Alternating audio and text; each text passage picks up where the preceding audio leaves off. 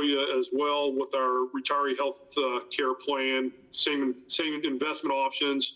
And as I'm speaking, hopefully Sherry Watson is pulling up a presentation that she has. Just briefly go over this. I'm looking for Sherry here. Sherry? And Kevin, you're going to need to share a screen with Sherry. Yes. If she has the presentation. And I do have the presentation up. Good morning. Good morning. We do not see it yet on a shared basis. I'm looking for her in the long list here. Just found her.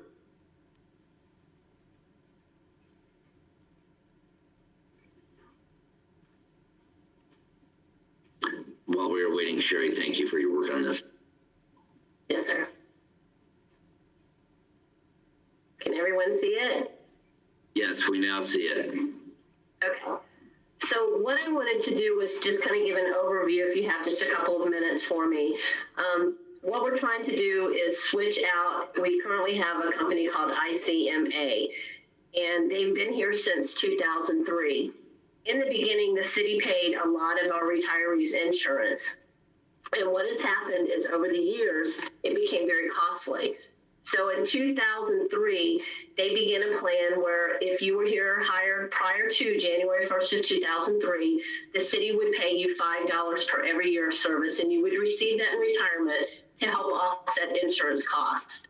If you were hired after January 1st of 2003, the city implemented a 0.5% debit out of each paycheck to go into this plan. It goes in pre-tax. When you leave the city, that becomes your account. If you retire from the city, we actually kind of go over ways that you can get reimbursed for medical expenses, including your insurance premiums when you retire. With that being said, ICMA has been the company ever since 2003. When we did send out an RFP for our 457 and Voya won that bid, they also were participating in retiree health savings accounts. So we went ahead and did an RFP to study what companies are out there that offer the RHS for our employees. With Voya, they offered us an open architect for investing, and they would let us piggyback on the deferred comp investments that we have. In the deferred comp investments, we do hire an outside investment consultant to watch those funds for us. We do pay them a fee, of course. With this account, if we can piggyback on that, we don't have that fee that we have to pay. Of course, there's a fee inside the mutual funds, but we don't have to pay for the investment advisor to oversee these investments any longer. And I'm going to go ahead and start the presentation so you guys can see what I'm talking about.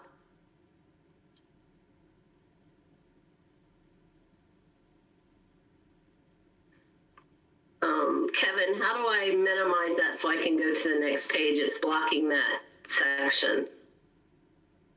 Go to the very far right icon at the bottom. Far There right. it is. There we go. So what we're trying to do today is we're just recommending a vendor change from ICMA Vantage Care. ICMA is the actual main company. When you retire, you go through Vantage Care. It's a third-party vendor that ICMA works with in order for us to get reimbursed. It's the same thing with Voya. Voya actually will go through TASC, TASC, and they will reimburse those medical costs. So what I wanted to do was kind of just give you an overview of those. It's for our retirement. It is in post-employment, so you cannot touch it while you are employed. Those contributions come in the 0.5%. They come in pre-tax. So when they are reimbursed to you, they are never taxed. So that is a bucket of money that we do not have to pay taxes. It's an IRS regulation, and we do follow IRS guidelines. This account is mandatory for every new hire that comes on board after January 1st of 2003. There is no way to increase your contributions or decrease them. They are set.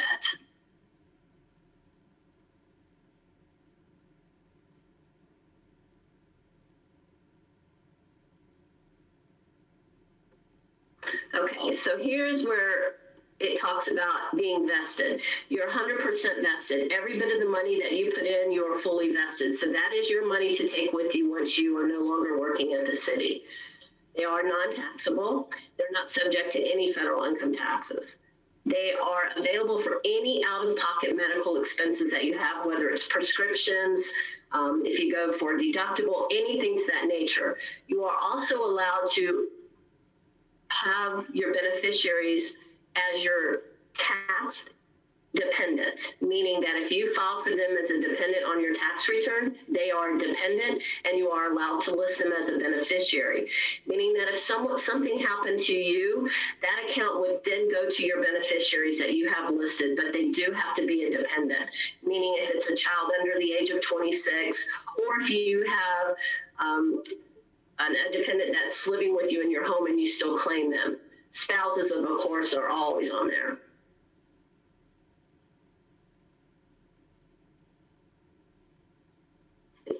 It takes it a second to go to the next screen. So here we go. So what's happening is typically we are paying $25 on an annual fee. Voya is lowering that fee to $22.80 annually. One positive things that they're doing is not only will you have one log on now to see your deferred comp account and your retiree health savings account, but Voya will offer us a debit card. Right now, ICMA, we have to fax them receipts, and then they reimburse you based upon those medical receipts. When we switch to Voya, they're going to issue a debit card. So that way you can just give the debit card to any doctors, or you can pay for your prescriptions by using this debit card. That's one of the other things that we really liked about it. And like I said before, it is an open architect, so they're going to let us piggyback on the same funds that are in our deferred comp account, meaning that they can grow a little bit larger. Currently, the funds in ICMA are their proprietary funds, so the fees on those funds are a little bit higher.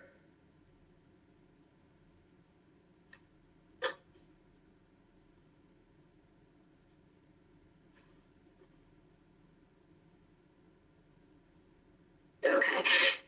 When they first did this account in 2003, they did require to get a letter from the IRS certifying that they follow federal regulations, which they did receive back in 2003. The plan has been reviewed by our finance department. Mike Brozart works with me on this account as well. Hopefully the city manager's office is familiar with this account. I know it's a small account. There's only about $5 million in this account. I have presented at the Employees Association recently to let them know that we're working on these changes as well.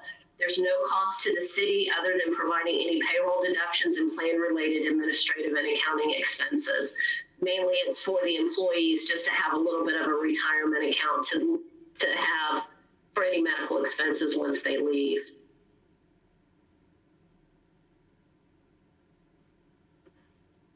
Okay, so we're just recommending that the commission approve the adoption and implementation for us to move over to Voya from ICMA. The account is current, but we just want to change vendors on it. It's been since 2003. In 2009, it was modified a little bit, but we still stayed with ICMA. And Voya, we did an RFP. ICMA was there as well as Voya. We had a panel. It was myself, Mike Brozart, and Jeff Stearns in finance. And Voya did have the best presentation with the benefits for each of the employees. We're certainly glad you were part of that group. Okay, are there any questions by commissioners on this? Commissioner Walker. Thank you, Mr. Mayor. And just wanted to make sure, and this is the first reading, so, but have we shared this information with the retirees as in that particular group at this point yet, Ms. Sherry? What we do is, this is so much easier for our retirees. Currently, how we counsel them is a lot of them just come back in and we help them because they have to have receipts. We tell them just to save them for about 6 months.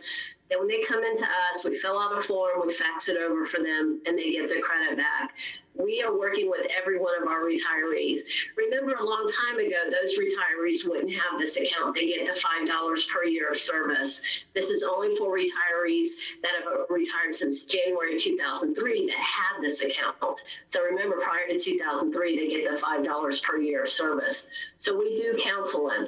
The ones that are recently retiring from the end of last year to current, we are actually letting them know that we are going to be doing a conversion and that they will have a debit card because a lot of people are moving out of town. So we let them know so it's a little bit easier for them. But we are here to help them, and we do let them know no matter what question they have in retirement, we're here to help our retirees.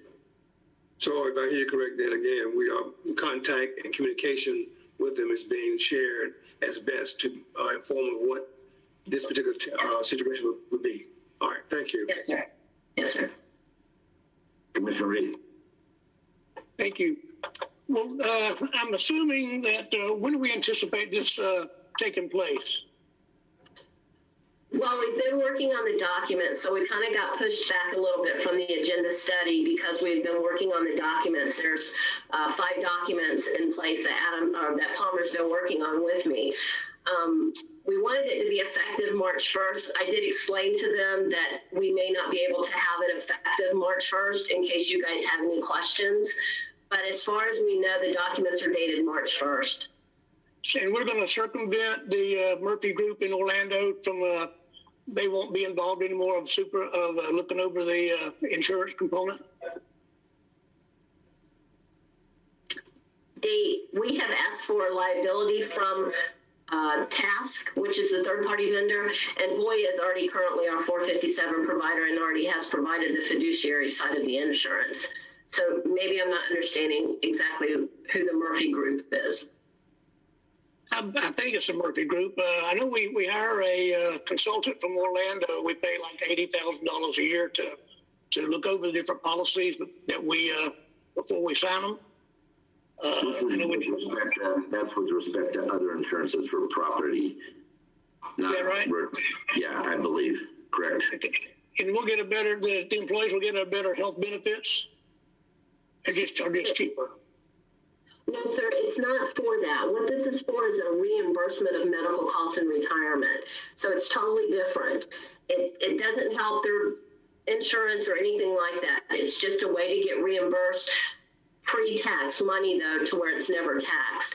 How we do this with our actual retirees that keep the city's insurance is we get a letter from our risk department saying how much their premiums will be in retirement. We actually fax that letter to the current company, which we will also do to Task, the new company, and they automatically set up a reimbursement for their insurance premiums on a monthly basis, and that goes right back into their checking account. So we're really trying to alleviate receipts is our main thing, because a lot of us, we don't keep receipts. So we're really trying to make it easy in retirement, and that's one of the suggestions that we're offering to every retiree that comes in here, and Risk works with us, and we are getting those letters from them if they keep the city insurance. Thank you. Any other comments by commissioners? It looks like a wonderful solution, so we'll look forward to that first reading. And that brings us to 6B1. And thank you, Sherry, very much for being here, vacating the public utility easement.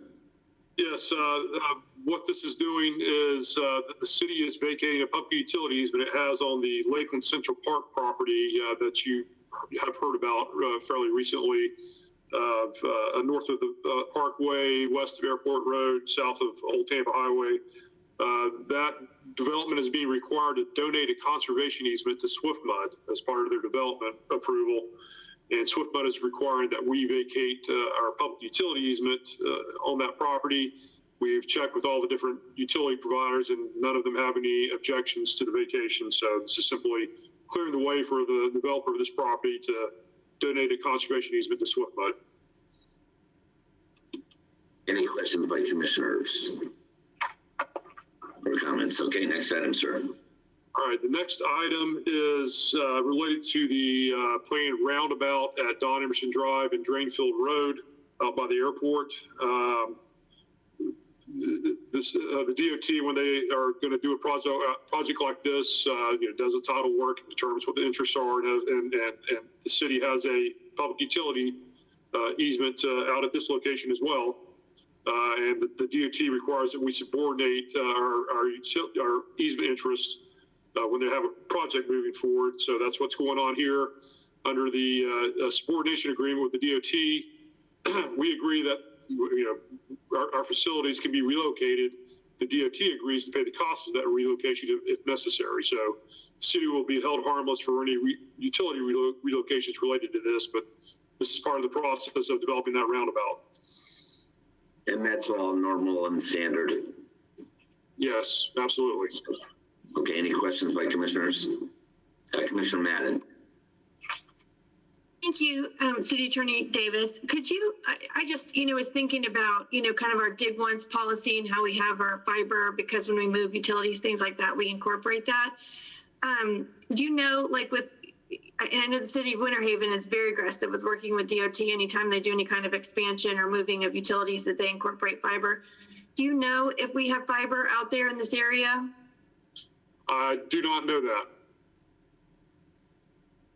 I'd just be curious, because we're working on that with Summit right now, just to know where all of our assets are and things like that, and just the cost of augmentation. And so anytime, if DOT does that, in tandem with the city of Winter Haven, I'm hoping that, we do that as well with our dig once policy.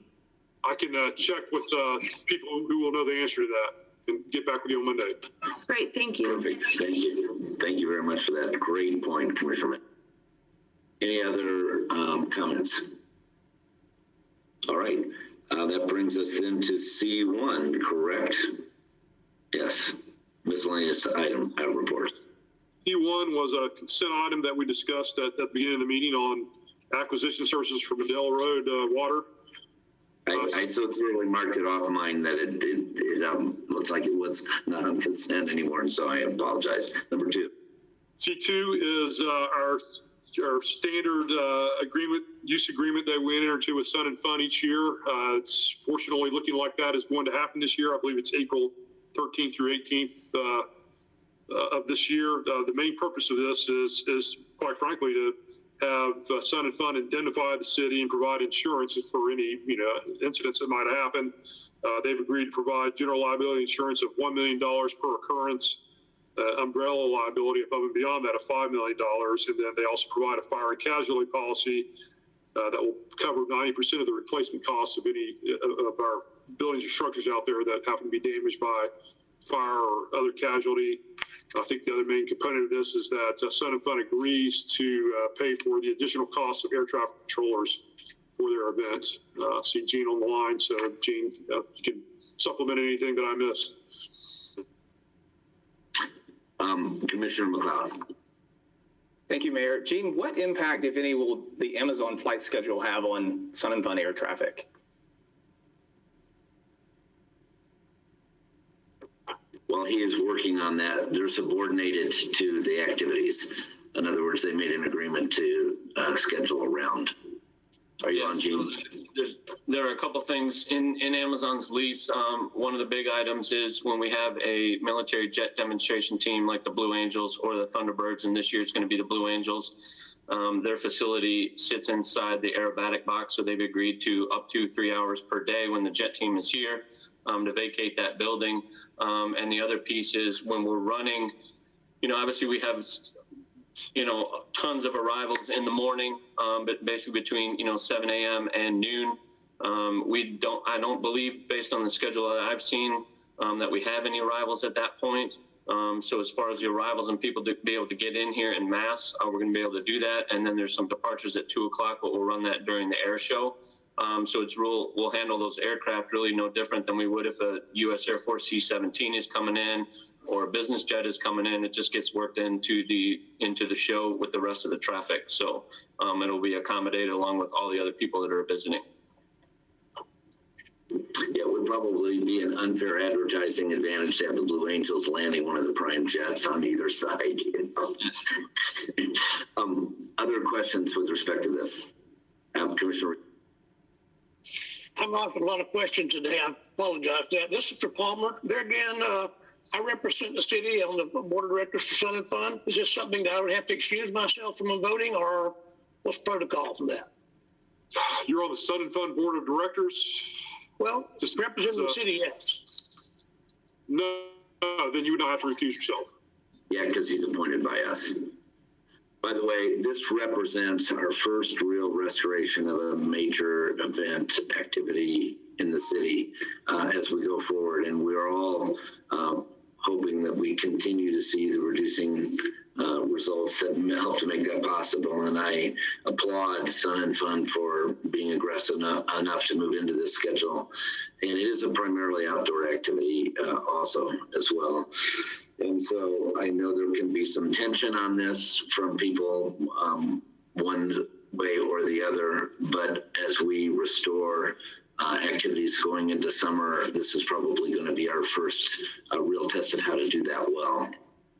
And that's, if you don't mind, Mayor, that's a great point. You know, we kind of, with the Holiday Flying Festival we had back in early December, it was kind of a dry run too as well, obviously with dealing with the pandemic, whether, you know, having Amazon here and incorporating all those elements and everything that's going on. And that was a very successful event. And I will tell you too, specifically for Sun and Fun, it is critical that they have this event this year. Obviously they weren't allowed to have the event last year, but it's critical that they have it this year and able to keep the organization moving forward. Yes, it's hard to believe that it was only a year ago that they were coming into our commission meeting, if you remember, in that agenda study and talking about the plans when Lights was there. And maybe was putting it off 2 weeks. Just think of that, and trying to find another window of time, and that's only a year ago, because that seems to me like about 5 years ago. I don't know about you. Okay. Any other comments? And one more thing, if you don't mind, Mr. Mayor, you know, and the FAA, they are committed to be here to run our tower during the event, which is very, very important. It's very critical to the operation. And so we thank them for that, because if they weren't coming, it would be very difficult for us to put on this event and handle the influx of aircraft that come and go each day. So they are committed to be here. We're going to have special protocols. They will have special protocols as far as their folks. And then also we'll be cleaning the tower each night, level 3 cleaning with our great facility folks here with the city of Lakeland to make sure that tower is ready to go every day. God forbid there's an outbreak or something like that. There are protocols and a process in place to continue on with the event and make sure we have a, you know, very vibrant and safe event as we move forward. Thank you for protecting those standards and safety. Commissioner Selvage. Thank you, Mayor. I thought I saw something recently about the Sun and Fun having the annual mayor's breakfast. Is that going to be a full attended event? It's going to be distanced, you know, at the tables, but yes, it's going to be put back into place this year. Good. Thank you. Any other questions? So it's exciting. It's a corner turn, hopefully, and as we look at this going forward. All right, the next item, item 3. The next item is an amendment to the city's CDBG home action plan to account for the fact that the city has been awarded additional CARES Act funding in the amount of $787,276. Annie, do you want to address this one? Welcome, Annie. Good morning. So this goes back to the CARES Act that was signed, of course, in March of last year. This is HUD's third round. And of course, the city was awarded $787,000. So what housing has done is outline for you the uses of those funds with, of course, additional money for emergency rental assistance, some mortgage assistance, some public services, and staff time. We did with the public services. We met with our emergency manager and staff, and HUD is recommending that we concentrate on, of course, the foreclosure associated with our rental assistance, and also with the vaccine distribution. So those agencies who were allocated or awarded funds will be concentrating on those responses to the virus. Questions by commissioners? Commissioner Walker. Thank you, Mr. Mayor. Ms. Annie, not, I guess, particularly to this particular action, how well or how well did we not, or how well we did or did not do? Because I know the last time I can recall hearing a report on the dollars that we did receive for rental assistance and those kind of things, you know, we had not even utilized a great deal of those funds as the time period ended.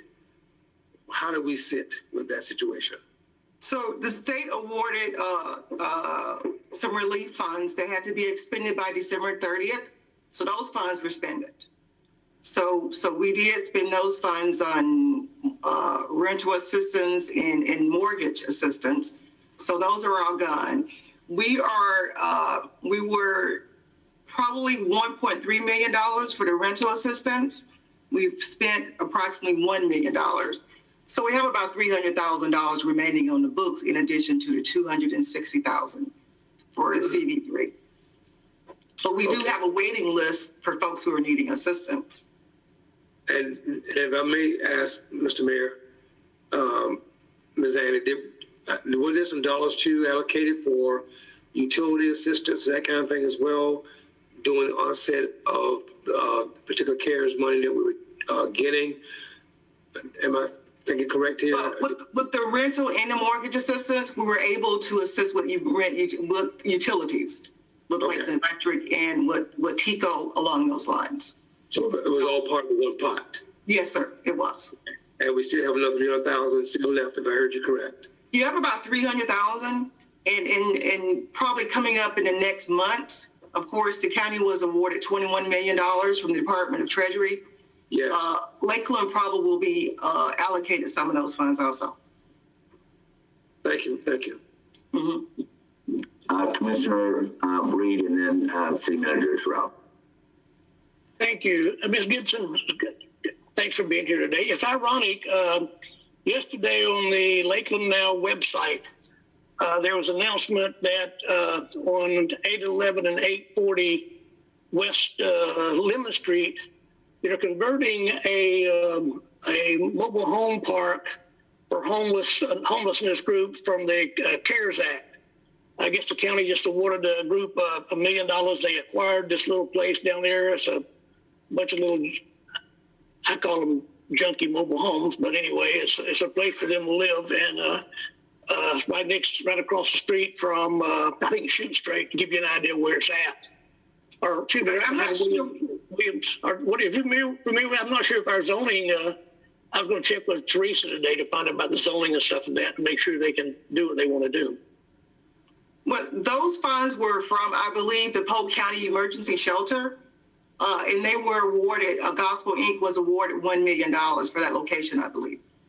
Okay. So those are not funds. Those are Polk County funds. Teresa, I see Teresa came online here. Is that comply with their zoning and what they want to do there?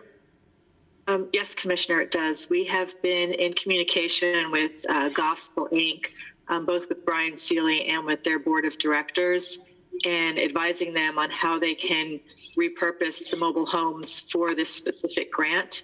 And long-term, they are looking at transitioning it away from, COVID response housing to just general housing for the homeless population. So there may be some future zoning changes that they will need to go through, but for this grant purpose, they are able to utilize those existing mobile homes and the cottages on the property. Will they have to bring in new mobile? I guess they have to bring in new houses because the old ones are quite old and dilapidated, from my understanding. What I've seen anyway.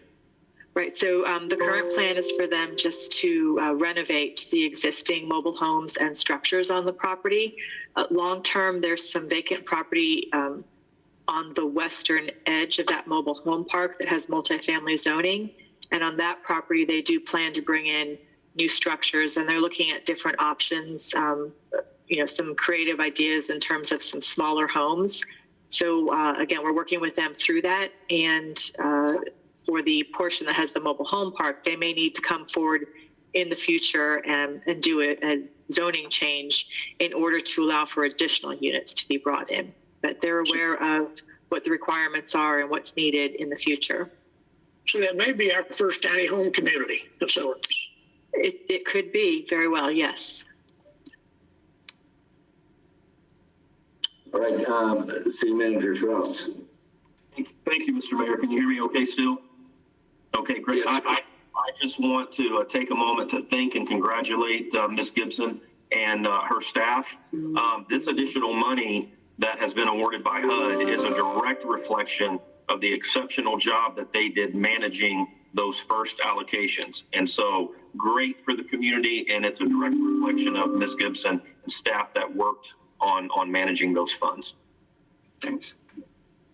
Thank you for your always conscientiousness, ma'am. Any other comments? By Commissioner McLeod. Thank you, Mayor. Thank you, Annie. I just wanted to ask you to comment on the process for choosing the organizations providing public services. It sounds like that was pretty thorough and it was a comprehensive review committee, but can you just comment on that? Well, what we did was we sent an RFP to over 100 nonprofits. And with that in mind, we did get 16 responses. For a quick return, what we did was, of course, we employed our community development housing staff and, of course, Ms. Kane to, of course, review those applications. So with the advice from HUD, they pretty much said some of the best practices were, of course, we needed to get that vaccine out for distribution-wise to the community. And we also needed to respond to the foreclosure problem that we're having with folks who are being evicted. So those were some of the best practices. Then we got that advice from our HUD rep. And one thing that I did not want to summarize for is that on our rental program, we were at a maximum of 3 months of rental assistance or $5,000. We're looking at increasing that to 6 months because we were seeing some folks who are in need of it for 6 months. They are verified and they have to be late on their rent before we are awarding money to landlords. So we are verifying they are late and we are verifying the amount owed with the landlords. Good question, sir. Thank you. Any other comments? All right, then having done that, we are to item 5, C5. Yes, I apologize for this getting to you so late yesterday afternoon. There is a development prospect for this property. I don't know if Teresa can pull up the slide to show exactly where this is. You've seen this a number of times. We're on our 7th Amendment. You can see our exhibit's getting a little bit dingy looking there, so we might have to refresh that. But the city owns that triangular shaped property in the middle of those roads there, about 3 acres. And just to the south of Old Kathleen Road is the old Fort Natal site, which Lakewire Development Company owns. That's David Bunch and Bill Tinsley are the principals of that. And it's closely associated with the Bonnet Springs Park development just to the west of George Jenkins Boulevard. They are in discussions with a proposed developer of both the Fort Natal site and the city's parcel for a multi-use development. And so we are trying to help facilitate things and keep the momentum going. So we added this to the agenda late yesterday afternoon. This amendment does 3 things. I'll hit the 2 easier ones first. The city just acquired Old Kathleen Road recently, in the last couple of months, I guess, from the DOT.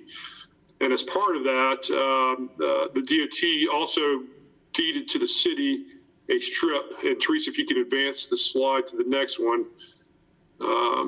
There's a strip that runs along the western side of the city's parcel along George Jenkins Boulevard.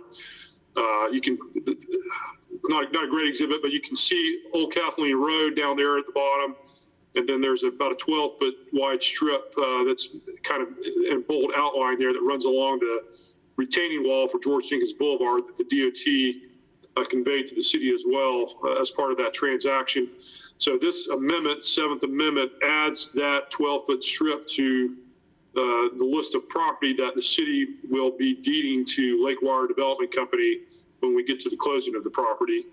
A second thing that it does is, the contract we have with Lakewire Development calls for Old Kathleen Road to be vacated eventually, and it's ultimately going to be incorporated into whatever goes into this property. When we vacate it, per the typical process, half of the property will go to the property owner to the south, which is Lakewire Development, and half will go to the property owner to the north, which is the city. So when that happens, we need to make sure that both property owners have access to that road.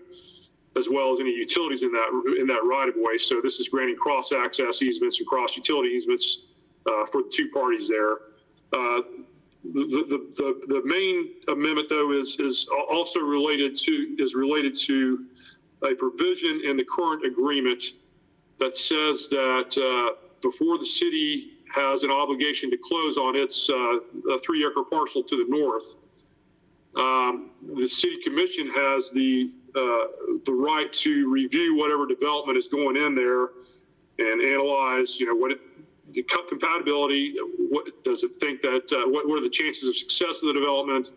What potential property tax revenues would be generated by that development? And Lake Wire Development, David Bunch and their attorney Chris Fear have indicated to us that is causing complications in their negotiations with the proposed developer of the property. They are working on developing plans for the old Fort Towel site, yet they have this uncertainty with regard to whether they can also develop the city's parcel. So they have requested that that condition of closing be removed from our purchase and sale agreement for the city's parcel. And the city staff has countered that, okay, we can live with that, but what we would like to do in its place is develop a list of properties that would not be allowed on the city's property, even though they might otherwise be allowed by the C6 zoning of that property. So this amendment has a list attached to the end of it, which shows the different uses that would be permitted by the C6 zoning, but that the city does not want to see go on this property nonetheless. So those are the three main things that this amendment is doing. David Bunch and Chris Fear are on this go-to meeting, and they can expand on that if you have questions or want a little bit more information about some of those issues. And if I could add one thing, it also does not prohibit the normal process in community development that would take place. So we're not forfeiting design issues and reviews that would take place. It really is for the acquirer just trying to take out a level of complication where they can't anticipate what might happen and not have it be as normal and typical as it would be if they were normally working through community development. Is that correct, City Attorney Davis? Yes, that's correct. I mean, this would still be subject to the standard processes otherwise in place for any other property. So are there any roundouts that either Chris Fear or David Bunch would like to make to the commission, or would the commission like to ask them any questions? Commissioner Walker. Thank you, Mr. Mayor. And my question is not particularly to this particular piece of property, but another piece that maybe either Mr. Bunch, Mr. Fear may not be able to answer, but Mr. Bunch may be able to answer if he's on. If I don't see him, so hopefully he's here, and he'll. I'm here by phone. Okay, I'm in favor of what we're doing and moving forward with this particular agenda item. But Mrs. Bunch, you have any knowledge as to what is happening with the old Club Kathleen property that I see is being some work being done there? Is there having some folk have asked me, is that the BSP people doing that? I can't answer because I'm not part of BSP, kind of a organization somewhat. But I told her that, I think we easily can find out. Do you have any knowledge of that at all? No, I do not. That's a property of great interest to everyone. You and Bonnet Springs Park and this property, it's got a checkered history. So I know there are people who live in that area who are concerned, and we are concerned about that, working with that entire neighborhood, incidentally, to do whatever they would like to see happen to their neighborhood. But no, I don't. That is owned by a number of entities, and it's been rather difficult to communicate with. I haven't made an overt effort to follow up on that piece of property simply from a time standpoint, but do not know what's going on. No, sir. Well, thank you. I appreciate that. But while I have that subject out there, is there any way, Mrs. Rouse, because there's work being done on that property, is there any way we can find out or through our permitting situation to see who may be doing something, or is, the work that's being done has it been even permitted to be done, those kind of things? Sure.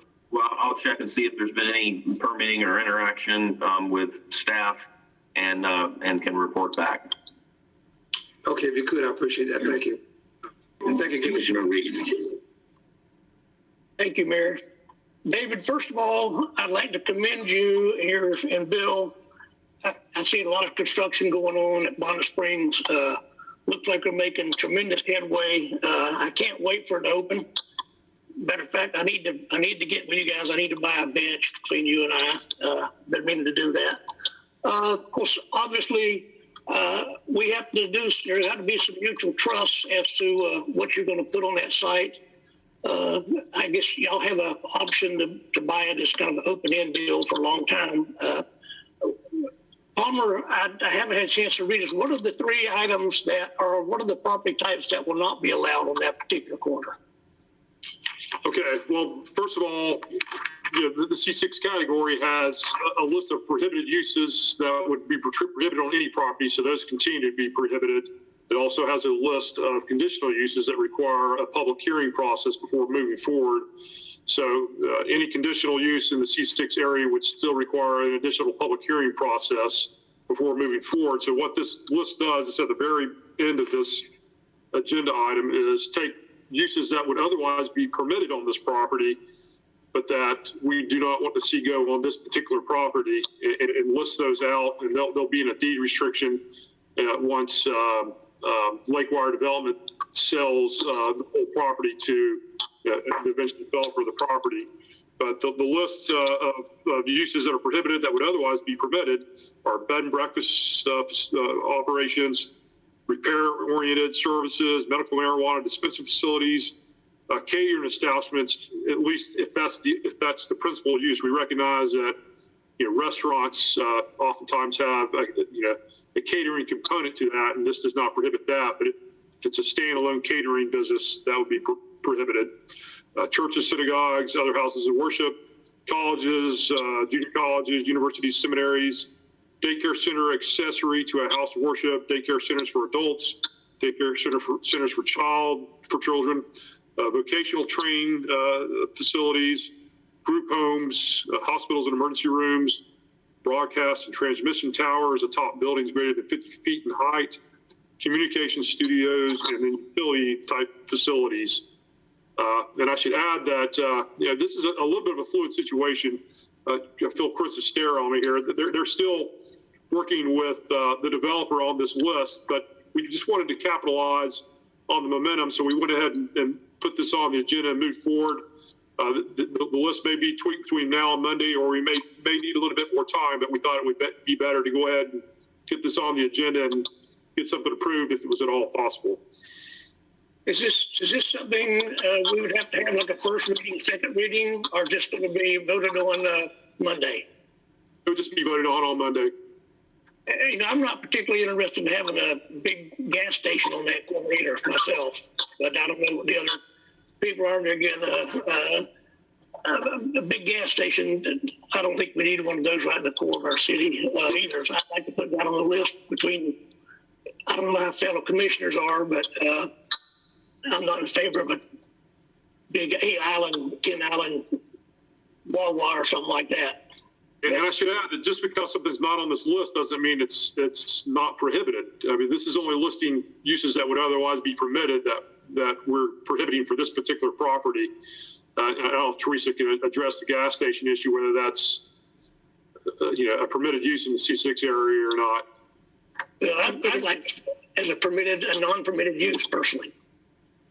So motor vehicle fuel sales are not a permitted use within C6. So what this list started with is everything that was permitted by right within C6 and then made exclusions from that list. So that would not be an allowable use. Thank you. Commissioner Madden and McLeod. Thank you, Mayor. I would like to hear from Mr. Fear with regard to this list. I don't know how we came up with the list of prohibited uses, but is there anything that gives you pause, Mr. Fear? Well, good morning. Thank you so much for the opportunity to address you, City Commissioners and Mr. Mayor. Yeah, we have only recently seen this list. The list at one point was a lot longer. It has been pared down. We have communicated this list to the prospective purchaser. I hope you can hear me. Can you hear me okay? And they are still digesting. They are not a Florida developer. They have developed in Florida. So they are digesting what's in that list. They are certainly going to want to go through the land development code and see what those specific items mean. They're just, 3 or 4 words. What does that mean? And so they have not been able to say they're 100% comfortable with what's on that list. We would prefer not to have anything on the list, but we recognize that, there are things that are important that the city would not want to have on that list that are currently permitted. But again, we are continuing to have discussions with the prospective purchaser to try to get them comfortable with the list. I don't know if that answered your question. Well, I would just comment, to my colleagues, and they may differ, but I really believe that, when we talk to our community development department and when we, come up with extra layers of regulation or prohibitions, that give, I think what developers are looking for is certainty, and they want to know what they can do right away before they make a huge decision. And so, for me, the spirit of me is, with regard to development, is always like, how can we get a win-win? I'm always reticent to accept a list that only comes from a staff side or only comes from a developer side. I really like when there's, a real good conversation. And so I would not want to vote on this list, not knowing, from both sides. City Manager Strauss, if I could interrupt you, Commissioner McLeod, in between. Yeah, just to speak to that, Commissioner Madden, when we met with Mr. Fear and Mr. Bunch, it was proposed that there would be this list of prohibited uses. So it was not staff who initially presented that as an option. That was part of kind of accepting what was being requested here. And again, we were just accepting of what was being proposed from the other party, the development side.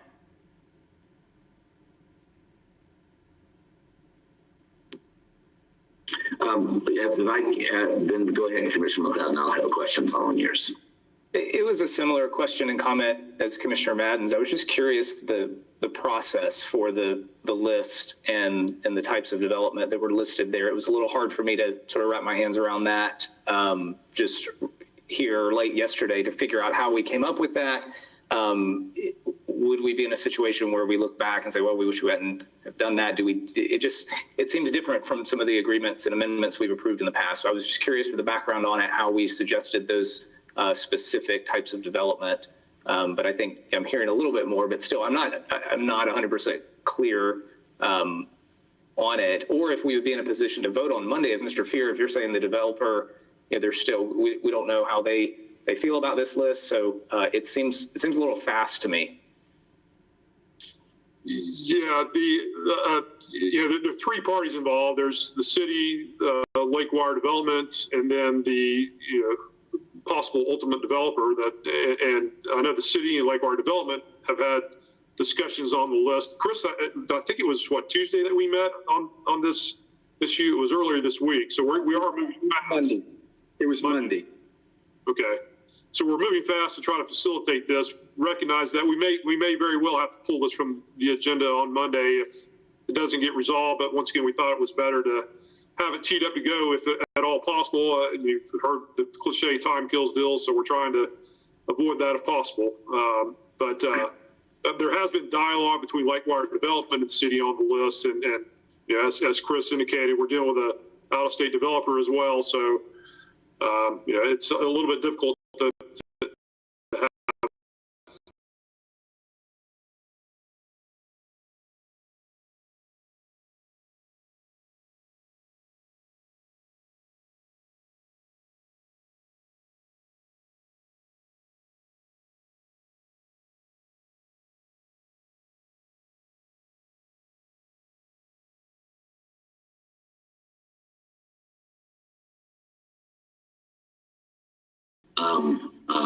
national developer who does superbly large projects, and it is a very, very older company. It's been around a long time. They're the kind of people that are the kind of company it would be nice to align with, because in a development like this, even though this community development input in this process, when we make sure that we're giving it their initial proposal, at least in terms of what could go on this site, is going to be you got to think about this entire Bonnet Springs Park crew that are creating this iconic park across the street. They want this to be a piece of property that augments and helps to support that. They're not going to be willing to sell that to someone that doesn't accomplish that. Whereas it's not apparent to us everything that would be there. What's important is, I think, what Commissioner Reed did is a great example of that. What shouldn't be there, what we wouldn't want to have included. But I suspect the things we would want to have included, that's going to not only be true of the developer, it's going to be true of the Bonnet Springs group as well. And certainly our community development department has the ability to keep that intact. And then I saw Commissioner Reed, or Commissioner Walker. Yes. Well, I'm trying to make sure I can wrap my head around, too. Thank you, Mr. Mayor. If it's put on the agenda, it was purposeful for a reason. And I'm trying to make sure I understand the reasoning behind it. If the developer, along with the Lake Wire conglomerate, BSP, as I would call it, if they're in agreement and found it to be of a point to make sure we move forward with it, I'm trying to understand why there may be some kickback. Is it kickback from us, or is it kickback from BSP? Because it was on their agenda for a purpose. Mr. Fair. The list was not in a final form. We forwarded it to the prospective developer. They've got a lot of projects that they're working on. They have not had a chance to really digest what's on the list. We're hoping that between now and the time of the City Commission meeting on Monday, they can become comfortable with what's on that list. And I'm very appreciative of how much time and effort Palmer, City Attorney Davis has put in facilitating, coordinating, cooperating with this amendment. The amendment is very, very important because of the provision in the contract that we're asking to be removed. It is making our negotiations with this prospective developer very, very complicated. We do not want there to be any possibility of these two properties, both one that is going to be acquired from the city and the existing former Florida Tile site, to be developed, to be acquired and developed separately. We want it to be as one package. And the way, because of the condition in the contract with the city now, there's the likelihood or the possibility, and that is being specified in our negotiations, that what if this, what if that, and therefore they are uncomfortable with that provision. We're asking that that provision be removed, and we have accepted the fact that the city will want to have some prohibited uses, and we're okay with what's on that list now, but we need a little bit of time, and hopefully by Monday afternoon, by the time of the City Commission meeting, the prospective purchaser will be more comfortable with that list. So that's the reason. And we've been negotiating this contract for months, basically, going back and forth. And the complications mostly have been related to the fact of the possibility of the properties being acquired separately. We don't want that to happen. Thank you for the clarification. And I want to make sure I was understanding and hearing the movement that I hear from you, representing, of course, BSP, as I again call it for short term. And having that kind of information helps me to understand then why we got it here on the agenda at this point. So thank you. If I could make one other point, Bonnet Springs Park, Inc. is a nonprofit corporation that has two subsidiaries. One is Roundhouse Holdings LLC, which is developing the Bonnet Springs Park. The other is Lakewire Development Company LLC, that is the owner of the former Florida Tile site. The entire proceeds from the sale of the Lakewire property, and then ultimately the city of Lakeland parcel that Lakewire will purchase from the city. The proceeds are going to go towards the park to cover the cost of long-term maintenance. Thank you for the clarification. Everybody wants that optimized, right? Commissioner Reed. Thank you. Chris, so you don't have a contract as of today? No, we're negotiating. We're very close. We have, I mean, there's some points that mostly timing that we're dealing with, but we're very close. Price has never been an issue. You know, there are dates that we're working with. We want to push them up. They want more time. You know, that sort of thing. These kind of projects, they've got to figure out what can they put on there. We've seen a preliminary plan for what they want to have in phase one, but it's going to be a process. But we are, I'd say, probably 90% there in terms of being able to sign a contract. Okay, that was the first question. Obviously, within their contract, there's going to be a lengthy due diligence process, as long as contingencies and review plans, etc., that would go with your approval. And then obviously, if we don't relinquish our rights, that it would ultimately come to the city of some sort. That was my idea. I wanted to find out the sense of urgency for Monday versus 2 weeks from now type thing. I'm kind of in concert with Chad and Stephanie that I haven't read the restrictions for C6 right off. I don't recall them. I've read them many times in the past, but I don't know what they say right now, much less how they orchestrate with the restrictions that Palmer lifted and y'all brought forth. And I don't know if I could comprehend them by Monday. I don't want to stifle, I don't want to tie your hands behind your back. I know there's going to be some lengthy process to begin with, and whatever you do, I know it's going to be, we want the same thing that you want. Bonnet Springs to move forward, quality development as a key component to one of the keys to our entryways to our city. And I'm just it's a lot of trust got to be done. And of course, I think if the city I'm willing to work with you guys, and I think our other commissioners are, any way we can to facilitate this. But I don't want to give you a carte blanche per se to do whatever you want to do. And I've just figured out how to do that in a timely manner that will make your developer comfortable with us, and at the same time, but maybe you can address that sense of urgency for Monday per se. This is David Punch. Can you hear me? Yes, sir. Go ahead. Thank you. Commissioner Reed, by the way, thank you for this opportunity to discuss this.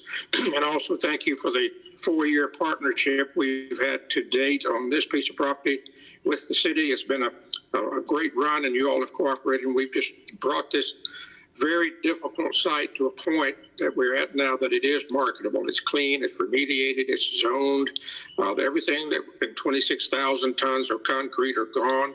So it's been a full-time situation to get it to this point, and we're very happy to have the Carter people. One of the reasons we went for the C6 zoning on this property, and Teresa can weigh in anywhere. It also, the city gave us permission to include this city piece in that C6 zoning. We selected the C6 zoning because it allowed for the kind of development we want to do, a mixed use, urban, pedestrian-oriented process. Bonnet Springs Park Board of Directors is totally committed to not wasting this 25 acres of urban land. It's a miracle that we have. So we are very concerned. So when we started working with Carter, we had some options. We can put a whole lot of deed restrictions on this property that involves having to have a post-closing committee that's always ready to deal with an owners association type thing, enforcing a bunch of restrictions. And the developers don't like that. They've got multiple projects, so they want as simple a deal as they can get. So we selected the C6, and we, instead of a big set of restrictions, we just said to them, you got to develop this property to the C6 zoning in effect at the time we close. And we are very comfortable with that as far as protected uses. Then on top of that, we said, and by the way, here are several things we want to add to what you cannot do on this site. You cannot put an adult store, you cannot put mini warehouses, you cannot put a big box facility on this. That's not what we want. And some others that we put on top of the C6 zoning. So that C6 zoning is an excellent classification for this or any property in the downtown area. So, Bill, I just want you to be comfortable. If I can say something to make you more comfortable, that C6 protects the city, protects us. Bonnet Springs Park is comfortable with those restrictions, those uses, and the usage you can't do, things you can't do. So, time-wise, this has been going on. We began the process with Carter in October. We began the negotiations of the contract in December. We're now 2 months, and we're all working in a COVID situation where there's unknowns about the retail market and the hotel market, and there's so many unknowns. What we're trying to do in this effort is, without giving up protection to you or to us, because we have equal interest in what's going on this piece of property, the city and us, or what will not go on it. So what we want to do is kind of clear as many things off the table. You would not believe how many issues we're dealing with on this former industrial site, contaminated, now remediated, for a full 4-year period and a cost of well over $1 million to bring it to this point. So after 2 months of negotiations and with all the factors we're dealing with politically and socially and everywise, time is a killer. Another 2 weeks, yeah, that's not long, but you know, there's been 2 week and 2 week and 2 week to get to this point. And so this, what we did when we said, please remove this restriction or this requirement for the city to approve the development plan. And by the way, that's not a permitted plan, it's just a concept plan. Let's give the city back some protection here. And so we, at the meeting Monday, after a couple of hours, I think Palmer said, you know, let's, we talked about the restrictions we were going to put on it. And he said, maybe we need to get the planning department to weigh in here and let's get their ideas on what they don't want to see. So that's when the list was born. And then we, for the rest of the week, we've been going back and forth on issues such as removed from being able to be put on this. A permitted use was pharmacies and drugstores. And so we said, well, that could be problematic. We've got a developer who is dealing in a COVID-related retail market. They don't want to lose too many opportunities. And that was one we felt like, should a grocery store go here? And then we had a conversation, and Teresa explained to us that that was on there because there was some connection to that with, what's the term I'm looking for? The medical marijuana dispensaries. And then upon further checking, that resolved itself. That became a conditional use, and so it went away. So we just took each one and discussed it. Can we do this one here? Is why we are asking for this. And it worked out to something that both the city and we were, as far as Lake Wire, are happy with. But we still have to get And I think it'll be a fairly quick study by Carter. But we wanted the city to feel comfortable, and you may be, in some senses, more protected this way than you were simply accepting a conceptual plan that could change. So that's kind of the background and the rationale of that list and why 2 weeks is important. Thank you. Thank you, Commissioner Sullivan. What I'm concerned about is the city commission sending a message to a developer when it's obviously very sensitive right now, at a sensitive point in the dealings with this developer. And for us to send as a body a message to the developer, well, now the city commission is involved and it wants 2 more weeks. I think we're endangering what is very important, that the staff and the developer work together without our interference. So I would urge the commission to allow this to go forward. I think the city attorney will surely come back to us Monday afternoon and say we're not ready yet. But there's a reason the city commission stays out of these things until the staff and the applicant come to them with a potential solution. So I would urge us to let this move forward. Thank you. I echo that, Commissioner Selledge, because I think we don't give up anything in the process, and that's what's really important to me. We have a system. What we're really saying is, yeah, we'll take out a level of complication. If that's what bothers you, let's get the deal done. And doing it with somebody who has a lot of criterion. City Manager Strauss and then Commissioner Madden. Thank you, Mr. Mayor. So I just want to point out to the commission, just so it's not lost, that under the previous development agreement on this property, the city commission would have needed to approve the development plan on the property. And so by this request, that would be removed. And instead it would be basically, by right based on the designations, but the developers, and work request suggested that in order for the commission and the community to have comfort in what, would go there under the C1, they suggested, the list of some of the prohibited uses. And then during the meeting, there was a discussion about, well, okay, based on what we're hearing on those, let's look and see if there are any other uses that would be similar to the ones that we heard. And that's how then, we developed the list. But it has been quick, but it's been a positive working relationship between, staff.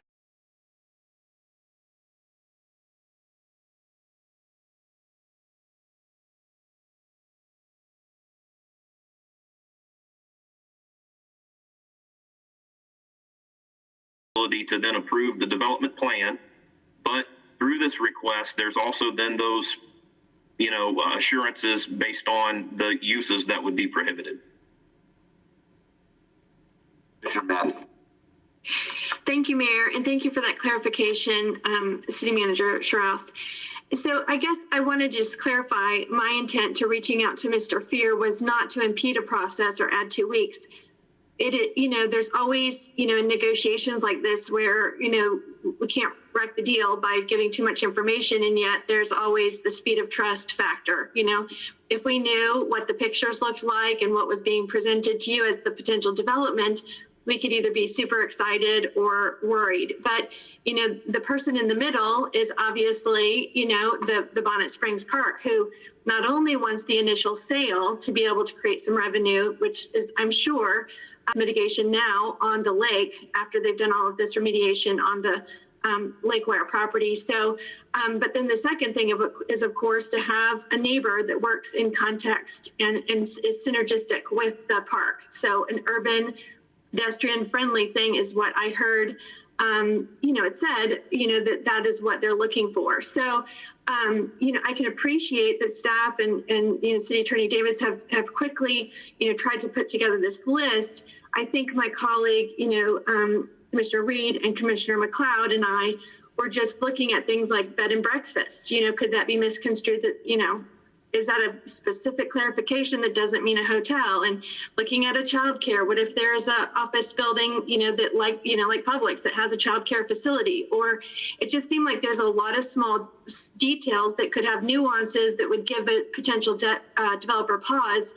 In my mind, I'm thinking developers are looking at things, like Lakeside Village and urban pedestrian friendly areas, and are looking at the market and what's really attractive and where people want to live, work, and play, and wanting to integrate those things that make sense. And, how would I know as a commissioner if, a daycare center or a vocational training center, I think at Lakeside Village, we have, is it Kaiser or one of the, colleges has is able to rent to their space to that. Would this preclude them from that? So, my point was to be sensitive to the negotiations with the developer, not knowing who the developer is, but trusting that Bonnet Springs Parks wants someone that not only gives them the money they need from the property sale, but also, is meeting a good neighbor, that works synergistically with the park. So my only reticence is to add on all of these extra prohibited uses, not to slow the process. Good, Commissioner McCarley. Thank you, Mayor. And thank you, Mr. Fear, for clarifying earlier the differences between Bonnet Springs and the Lake Wire partnership, and then the other partnership that you have, because I think those are three separate entities. Yes, Bonnet Springs is interested in this as a good neighbor and obviously has a tie to it. However, this is still a kind of a developer working with another developer when you look at the Lake Wire partnership. So keeping those kind of separate, I think, is really important to understand. There are three separate entities here. But I just want to echo Commissioner Selvage and what he said with regard to not getting in the way of the process. I think it's really important. This is why we have subject matter experts on staff who work with developers and look at the different zonings that we have around the city and the community. And so I would like us to go ahead and move forward with this on Monday. And also with the realization that, just like we've done in other instances around the city of Lakeland, if there is something that pops up and is a red flag, we still have efforts in place through our planning and development process that will catch those, and zoning. And people can come back and request, because we've done that in the past, especially recently with different properties around town. So this is a multi-step process. I don't want us to be in the way of the first step of this, and making sure that time is of the essence for the developer. And I would venture to guess, and I'm making an assumption, but that the Lake Wire Properties Group is extraordinarily painstakingly privy to what this developer wants to do, and that it works in concert with the area. So I think that I feel, very good about moving forward with this, knowing that there are other parameters down the road that could help us if we run into a problem or a red flag. But I do think the commission needs to probably step back and allow staff and the developer to work together. Mr. Madden. Yes, and I would just, one more point of clarification is I'm going to be looking heavily towards Mr. Fear, knowing that the developer's having to grapple with these conditions at a last minute, and not to, like I said, impede the process or extend the process, but to make sure if there's any requests that they have that are on this list that seem onerous or something that they're not, that, just like when we were dealing with, a medical facility who wanted to maybe add an extra drive-through, I wanted to make sure that that perspective was heard from the developer, because they do know the market and what the market requires. And I don't want them to feel shy about asking right here, right now, before we vote, on some of these parameters that will dictate how they can develop the property. So this is their chance, to reach out to say, listen, we are not happy with the daycare aspect or with the bed and breakfast aspect. So that, again, I'm clarifying my point, and I'm reaching out to the developer group to say, if there are things over the weekend that you don't like about this list, we want to hear about them on Monday before we vote. Any other comments? Great discussion. Mr. Fear. Thank you so much, Commissioner Madden. Those are exactly the questions that the developer is going to want to address. What does it mean, bed and breakfast? And would it be important to be able to have a daycare aspect in a apartment complex. And so they may very well want to address that and make some tweaks to that list. And we certainly will address that with City Attorney Davis before the meeting. Hopefully we'll be able to get any of those issues clarified and be able to tweak that list. Commissioner, or are you just saying A-okay? A-okay. All right, then I sense from what I have listened to that you do want to keep this amendment on for Monday, correct? As a whole, let's thumbs up if you're on that or whatever. Okay.